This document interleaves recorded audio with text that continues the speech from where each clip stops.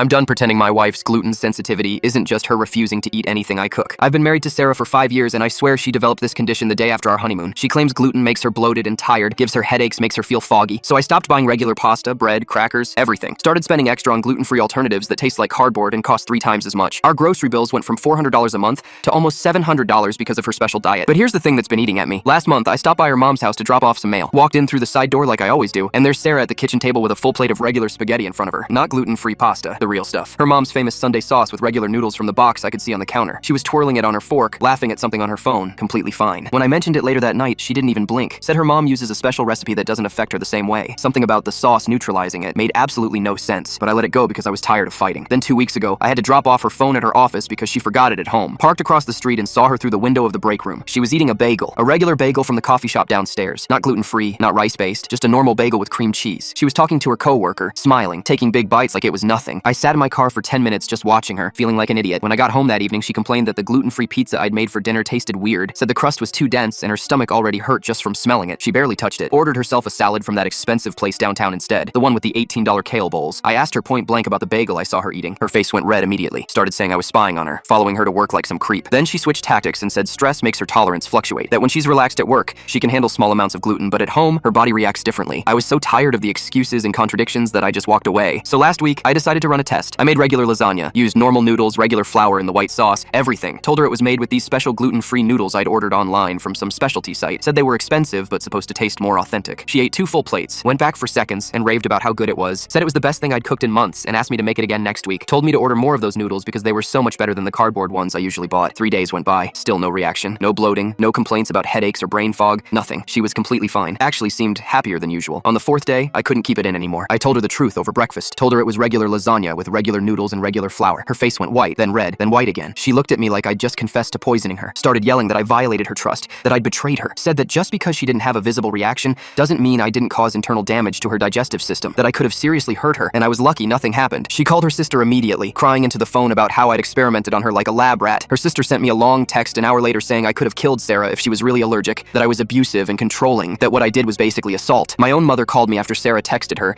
asking why I would do something so cruel. This morning, I was looking through our filing cabinet for our insurance papers because my back's been hurting and I needed to find a physical therapist. Buried in the medical files section, I found records from 2 years ago when Sarah went to a gastroenterologist. The doctor's notes were right there at the top of the page. Patient reports gluten sensitivity, no clinical evidence found upon testing, likely anxiety-related, recommend counseling, and possible evaluation for food-related anxiety disorder. She'd been letting me spend hundreds of dollars extra every month, turning down dinner invitations, making me the bad guy at family gatherings when I couldn't bring normal food, all while hiding that a doctor already told her it was in her head. She locked herself in the bedroom when I showed her the paper and hasn't come out in 6 hours.